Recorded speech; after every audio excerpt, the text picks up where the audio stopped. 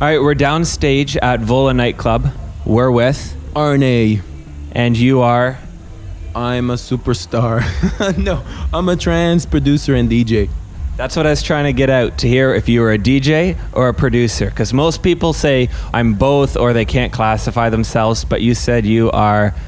A trance producer and a DJ. Because I have to be honest, I started out with production first, the DJing came later. To me, it was something that made more sense, you know. First, my goal was first build up a name with productions, and then once there's some interest, I want to hear what this guy can do DJing. So let's see, let's find out. And then once that interest came about, I decided to pick up on the DJing. Was there a big learning curve to pick up to learn how to DJ? I mean, you have a musical background, so I mean that shouldn't have really hurt too much. You know what? It took me a better part of a week. I mean, it's really not that complicated, to be honest. I mean, it's not rocket science. It's just, you sync up the beat, you press play, you cue it up, and you match, and that's it. It's really not as hard as some people think. But I suppose you do kind of have to have some technical background into knowing what makes a perfect mix, what the right transition points are. So having knowledge of how the producer produced the track, you know how he meant for it to be mixed. So that kind of does help in some sense. Do you have a specific style that you prefer to play, or something that you would like to try just for shits and giggles? Well, my style is a reflection basically of what I produce musically. So I need either a really nice hard beat or a captivating melody, because to me there's no direction without the melody. So I always try to look for tracks that kind of have that a little bit something special to them, and that's basically, I do play a lot of stuff that I produce, but that's because I like what I produce, so, and I know that's what the people, when they go out to see, they want to hear me play my own stuff rather than play everyone else's tracks. So that's my thing, keep it melodic, but don't push it too much in either direction. You got to change it up a little bit here and there, throw a track that might be a little bit harder, and then go back to melodic. So yeah, that's basically my style. If you were forced to stay at a nightclub all night and there were 4 rooms, one room was dubstep, one room was drum and bass, one room was hip hop, and one room was weird minimal techno, where would you find yourself? As funny as it might sound to some people, but probably hip hop, because I kind of, back when I was starting out, I listened to hip hop and trance at the same time, as weird as that sounds. So I still do have a lot of love for hip hop, especially the older stuff. So if anything, definitely would check out the hip hop room. But I must admit, I do like some of the minimal stuff. Would you prefer to mix elements of, say, hip hop into a track, or would you like to do something with like a big rock feel? That's a tricky question. Damn. Probably more elements of rock, because I have used guitars and stuff in the past, and there's certain songs that definitely do speak out to me from the rock genre. So yeah, if I had to choose between the two, it would be rock. Yeah. In your travels around the world, where do you find the prettiest girls? Oh man, I don't know if I should be answering this. Definitely not Holland. I'm sorry, Dutch people, but damn, that's all I got to say about that. You know what? I'll be really honest with you. Canada is so multicultural. I mean, it doesn't matter what your preferences are. Canada can satisfy your needs. So, kudos Canada. Go Canada, go. Steak or sushi? Steak. Well done.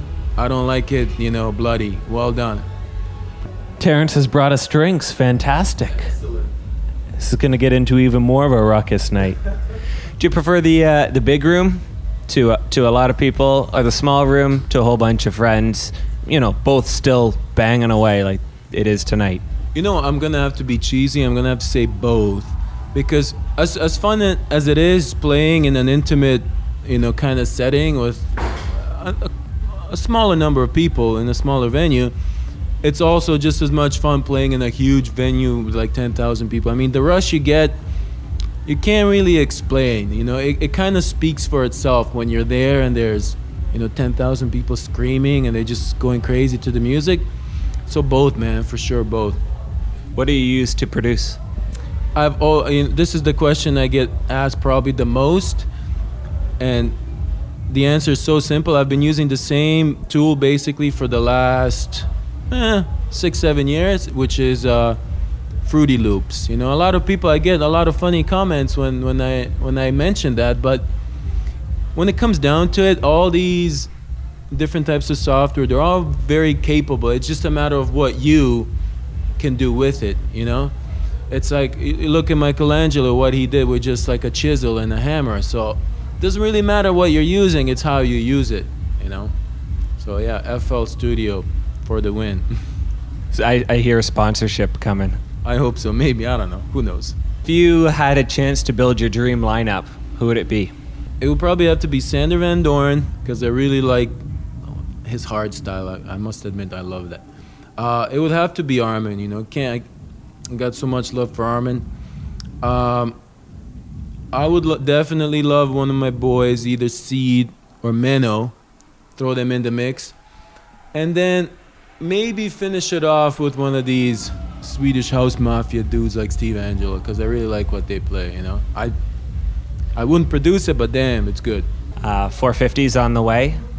I don't know if you can announce where you're playing or not. I don't know. Some things have been announced, some things haven't. Your name's on the list. How does that feel? It feels very special because, I don't know if people know, but it's just like with 400, it's basically the people that voted who they wanted to see. I do get some bad press, people saying, or you got picked just because of Armin, but truth be told, Armin had very little to do with it. It was basically the fans. They voted, The fans voted for everyone. So I will say that I am playing in Toronto mostly because I already spilled the beans on Facebook. So, I mean, there's no sense hiding it now.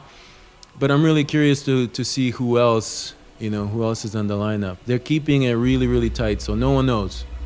Yeah. Exclusive inside right here. Very exclusive. No one knows anything.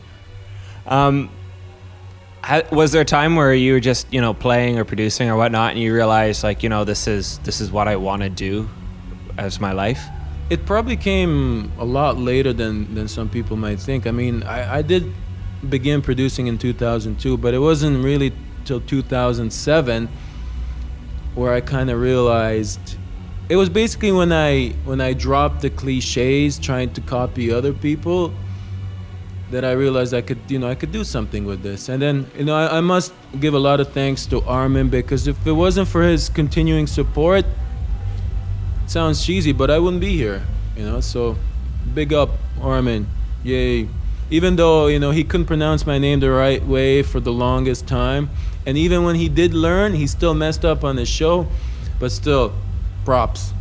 And I guess finally, to finish off, Toronto seems to be the hottest place for producers, period, in the last 2 to 3 years. Everybody big is rolling out here. Is there anyone locally that you see that maybe could be something big? I think Glenn could possibly do something big. I mean, he's already kind of built up a name, but now he's kind of trending away from the typical progressive house, and he's kind of entering into his own little genre. So I think Glenn could be, something special if he really, really focuses on it. And I did read on his Facebook that, he's planning on producing 24 singles this year, which is kind of crazy, but if he can manage to pull it off and they're bombs, he's gonna set the world on fire. Go Glenn, go! And I guess finally, are you just laying low towards April, or do you have some other big things on the go right now? Well, I guess the biggest news is that I decided to delay my album till next year. So my goals have kind of shifted a little bit.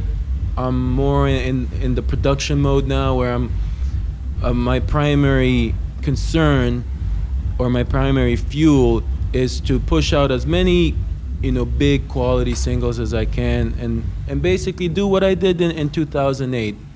just kind of make a name for myself with a lot of quality records. So look out for, and I'm not exaggerating, look out for a lot of amazing new tunes. In fact, I just finished one last night, and I've been bragging about it on Facebook, but I must admit, it's sick. It's sicker than sick. That's how sick it is. A little challenge maybe to Glenn, go tune for tune back and forth. You know what? No disrespect to Glenn, but when it comes to such things, I'm a machine, man. I can pump him out like, probably 3 a week if I really wanted to. So you're talking about tunes, not girls, right? Yeah. Oh yeah, tunes, of course. Excellent. Okay. I'm almost married, so I can't comment on the whole girls thing. I'm sorry. It was a setup. So. Yeah, you set me up. You're a bastard, I am. Big time. Thank you so much. It's a pleasure. Looking forward to it, and all the next of the big stuff coming the rest of your way in 2010. Amazing. You know what? I did check out a few of your interviews before, and I found them very amusing. So it's gonna be interesting listening to this one and trying to figure out how much of it I remember saying. So yeah, but do your thing. And we kind of go way back, don't we? Remember that little you remember that? Yeah, we're not talking about that incident anymore. Oh, okay, sorry. That's on the download. Keep it zip. Appreciate it. All right, peace. Hey, it's Arnej, and you're listening to DJ Amps on Amps Radio. Amplified Radio. You can chop it up. What do you mean you're not that good? You know how to use a wave editor? But do it again. Hey, this is Arnej, and you're listening to DJ Amps on Amplified Radio. Hey, this is Arnej, and you're listening to my latest production.